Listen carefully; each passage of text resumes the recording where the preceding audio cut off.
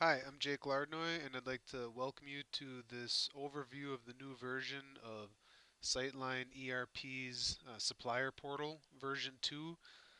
This replaces the version that was previously called the Vendor Portal. Now I've kind of renamed it a little bit to the Supplier Portal. We are on approximately a year and a half of our implementation of the processes that this Supplier Portal uh, implements into our company, and so far everything's been functioning exactly as it should be and performing very well. I've been very pleased with the results. So we haven't been stagnated with this. We've been moving forward with it, and a lot of developments occurred on this thing since I last published the initial overview. I'll probably do another process overview video in a couple months or so, using the new version, so that there can be something out there for um, the newest version, so that you can see how everything's supposed to flow within that one. So with that, let's go ahead and get started. Okay, so here is the old version of the portal. So right off the bat, if I was to show you the new version here, you can see that there's been quite a bit of a facelift. So um, the old version particularly had a separate menu. Each link was a menu. Now I've organized those so that there's drop downs in here. Okay, so it had a bit of a facelift to begin with. So that's the first thing somebody's going to notice. I'm probably not going to spend too much time parrying back and forth between this version, which is the old version, and the new version, but just for showing a little bit of the facelift, I'll do it. I'll do it this time.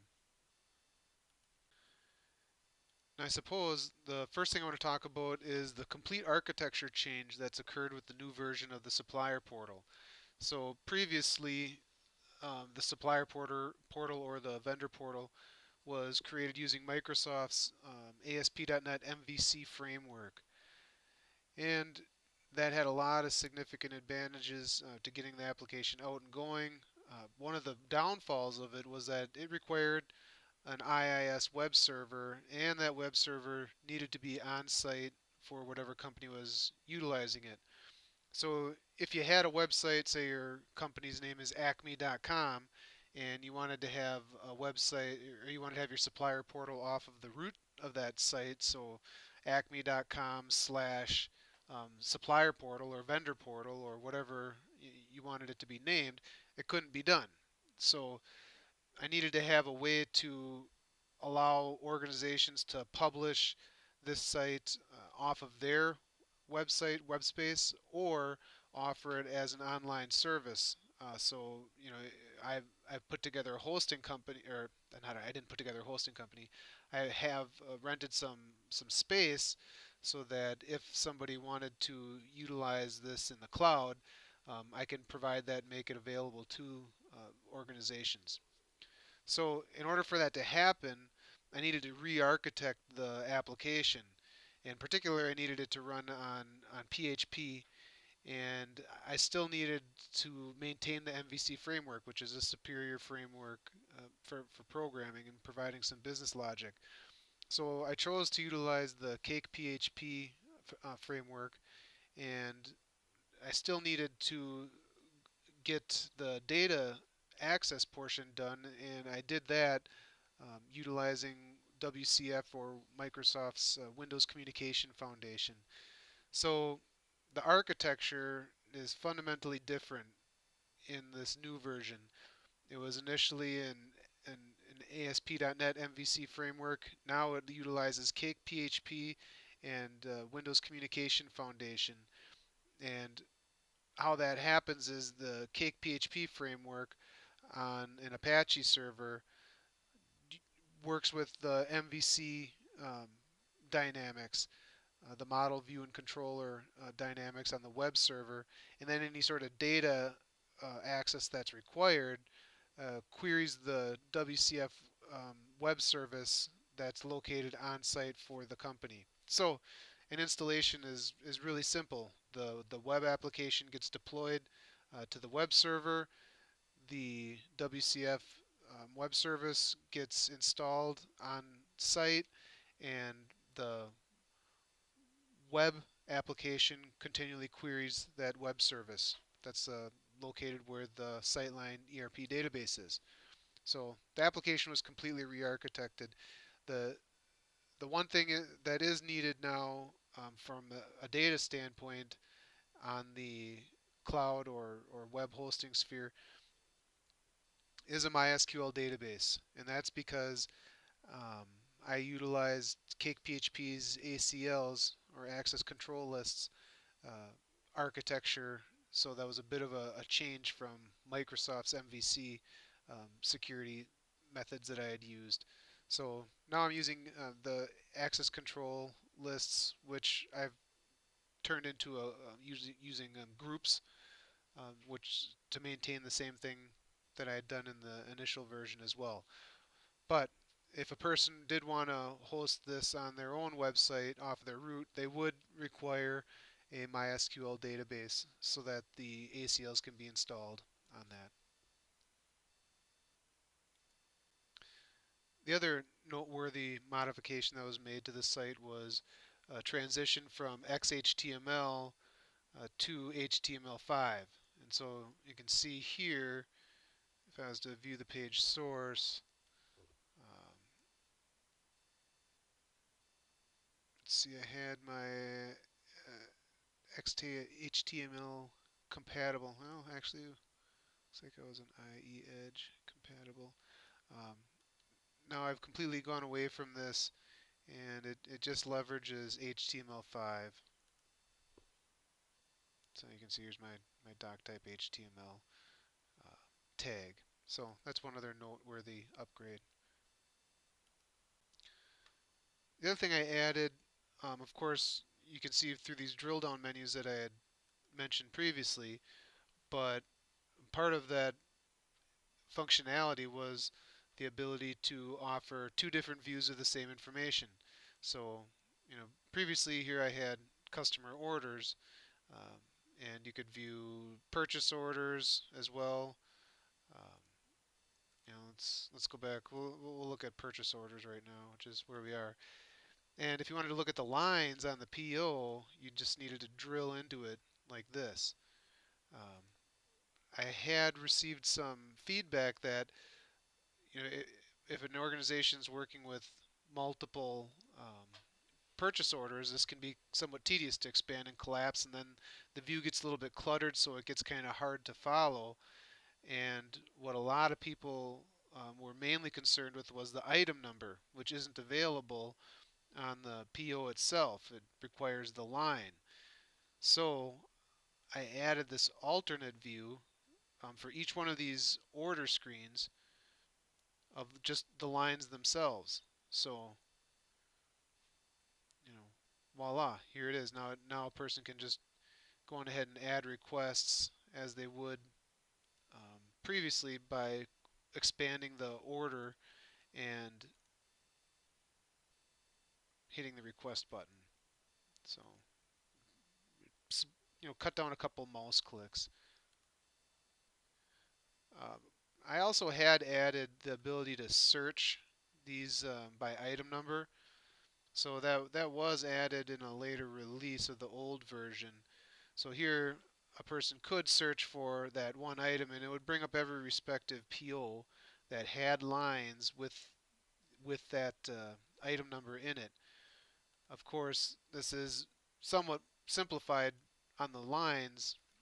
You have the same search functionality, but now it's only going to show all the lines, so regardless of the PO. So I could have multiple different, I could have a PO with multiple lines of different item numbers, and in this view now, it's only going to show me the lines um, that have that item. Whereas in this view, I would get, say, this PO could possibly have two different items or two different lines, each with a different item on there. And as long as one of them matched the item that I typed in here, it's going to show that PO. And when you expand it, it's going to show both those lines. So the line view does offer a bit more of a cleaner view for working with the items. The other thing to add with this that maybe you noticed when I was kind of clicking around, I was doing it a bit fast, but when clicking on these now, you'll see I've annotated the headers with the item and order information. So right here, I'm saying, okay, here's the PO notes for item 7470555-P and order number 3213629-0. Okay, so order number 32316 and it's line 29 and release 0. Okay, so since these are not blanket orders, all releases are going to be zeros. Now I can also click on the requests and that's annotated with the pertinent information as well. And the address. So here's the address. So each one of those now has the proper information regarding what it's pertaining to. And that was done because what happens when somebody's doing their work in here to fill out the proper vendor requests, having to when they would click on these buttons, they would say, okay, well, what order am I working on again? And, could forget easily enough where they were. So I put it in the header so that they could always be able to see visually exactly what order, what item that they are working on. Now, the other thing I added was these are no longer modal dialogues. So a person can click on a different um, button and have information on that item. So here I'm on this item 7470710A, but for my PO requests, um, I'm on 747055593. So you can click around on these things and look at the different items, pertinent information, and it'll update it and go on ahead and change it pertaining to which item it is. So that was another enhancements that I added. The dialog boxes are no longer modal, meaning that you can click in other places in the DOM and have that information displayed to you. And I have header information on each one of these respective activities. I'm sorry, orders. The activities are the same thing. So if I go into inventory, there really is only a requests button for inventory, but it displays, it displays the item number right here, which is the pertinent information for this inventory request. And again, why that is, I'll have to cover in a different video. This is just meant to show some of the enhancements and differences that have been put in place with the new version of the supplier portal, not necessarily to go into the why of the process. But you can now see that those are these enhancements are put in place. One other enhancement I did make was in the request queue now. I do have a spot where you can edit these vendor requests. So that was never really available. In order to edit the vendor request in the old version, you would need to go back to the initiating purchase order or customer order or transfer order or inventory item and look at the vendor request from there. So now I have the ability, I've added the ability to go right on ahead in the request queue and modify these. Oh, here I'm updating it, so I should click on this. So I can edit any one of these things in place. And you have to be a queue administrator in order to have that ability. To even get into the request queue, you have to be a queue administrator. So what menus you see here are dictated by the permission settings that you have. So that ability did carry over from the old version. So if you are not a queue administrator, you're not going to be able to see the request queue. Okay, but once you can see the request queue, you can now go on ahead and edit these. One of the other things that I added too was the ability to process multiple vendor requests. So before, a person would need to go and click the checkbox on each one of these individual items in order to process them. And so now, just by hitting the Shift key, you can select multiple um, vendor requests and then go ahead and click process, and it'll process both of those for us. So if somebody goes into the queue to process the queue items from the request queue, they can go ahead and 1, 2, 3 do several of them at a time, and then go and process all of them at the same time. Make it a little bit faster for whoever is maintaining the queue. So I also did have a bit of a bug fix that I found when rewriting to this newer version, that on the orders, order lines, the purchase orders, the transfer orders, or the inventory, when going to hit the Excel download, it only downloaded the the quantity that we had in the page. So here I'm showing 1 through 10 of 40 entries. When I would go and download this to Excel, I'd only show 10 items on there. So now I've fixed this so that it shows every single item that is shown in the filter. So if you filter by, um, if you want to see everything in item 1, 2, 3, 4, and there's 100 entries, it's going to show all 100 entries on the um, in the Excel sheet.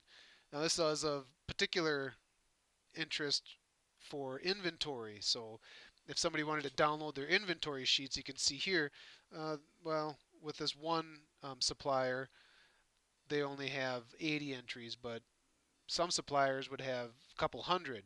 Now, in the past version, the trick to getting through this was to go on ahead and say show 100 entries, and it would show all 100 entries here. And so then if you hit the Excel download, it would give you, in this case, all 80 entries. But if you had 120 entries, there was no way you could do it. So I fixed that bug. Now it shows every item that's in the entire range view here will show up in your Excel download.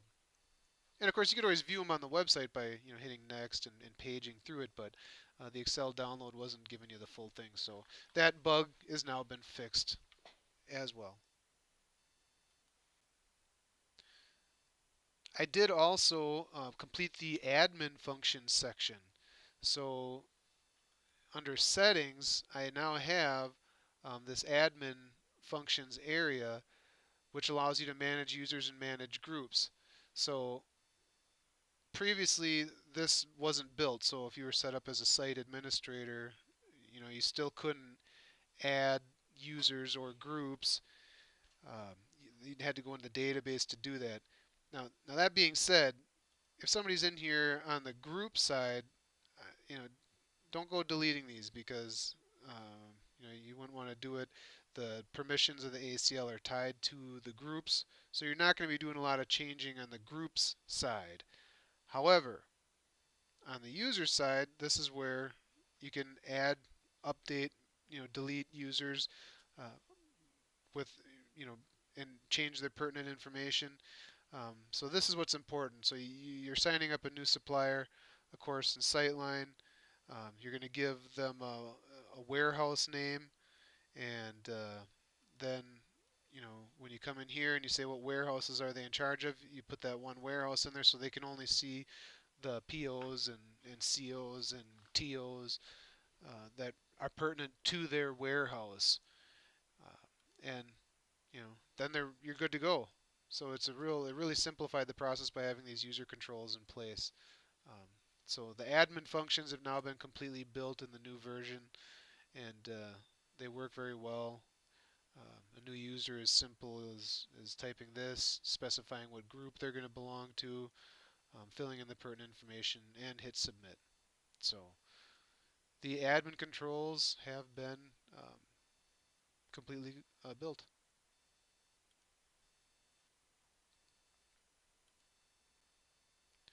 Now, lastly, I did add one bit of Chrome to the site. So if you go under settings here, you'll see the ability to personalize it. So this, like I said, it was just some Chrome. It was something fun that I wanted to add to it. The ability to theme the site. So the whole site is themable now. And if you wanted to go on ahead and change it so that, let's go, I think LaFrog in here. I mean, it looks really corny, but with everything is green. But now all the menu items, the grids. So if I go to customer order lines, now everything would be green. So the entire site is themable, and that's accessed by hitting that personalize menu. Um, some, not all these are going to look good, so you'll have to pick. But um, if you want it to look a little bit different, like hey, I like a sunny view with this yellow, you can do that, and all the menu items and everything will change.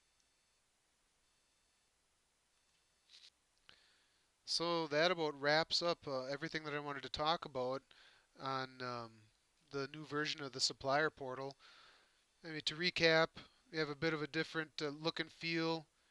Um, Complete architecture change, which doesn't matter much on the processes that the site is used, but it does change where the application can be deployed. So complete architecture change on from the old version to the new version.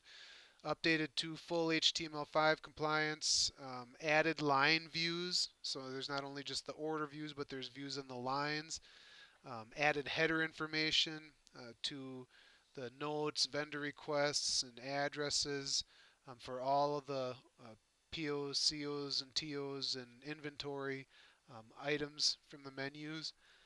Vendor requests are now editable from the request queue. Admin functions have been completed and built, and we added a bit of Chrome to the site, allowing an individual to go on ahead and theme this thing with the personalize button here. So you can change the theme, the entire color scheme of the site. So with that, I'm going to give one plug. I've created a website where a lot of these applications that I've built are available, in many cases free for download.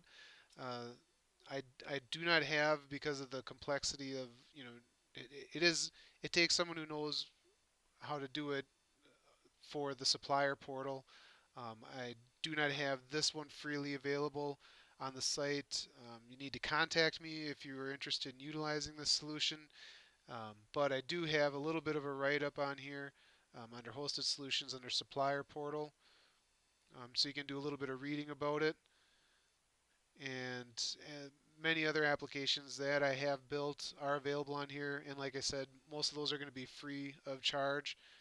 So Integral SW Solutions, I do have, there is one company that my employer right now is utilizing this application, and you can see where we've got it listed under my subdomain here. So applications.integralswsolutions. Again, that website is integralswsolutions.com, Integral Software Solutions. And so feel free to check it out. You can contact me at jake.lardnoy@integralswsolutions.com. I do have a link on the website right here that you can use to email me with any information or questions you may have. Thank you for taking the time to watch this, and I look forward to hearing from any of you.